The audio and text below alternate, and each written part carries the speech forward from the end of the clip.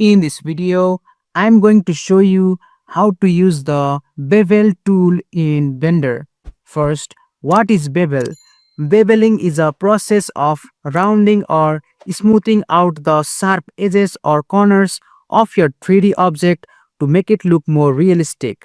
Instead of a perfectly sharp edges, a bevel adds a small angled or curved surface which catches light naturally into your scene. To use it, start by going to edit mode by pressing tab key on your keyboard and select the edges or side that you want to bevel. You can just choose any side. In my case, I'm just gonna choose this particular side, and at the left hand side you will see the bevel tool.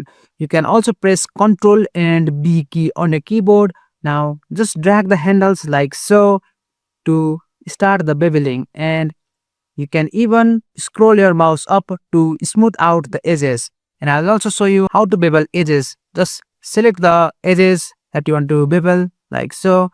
Go to the bevel tool and just drag the handle and scroll your mouse and it will be successfully curved. If you want to use bevel vertices, you can just press V on your keyboard, and while dragging your bevels, if you ever want to use vertices, just press V on your keyboard.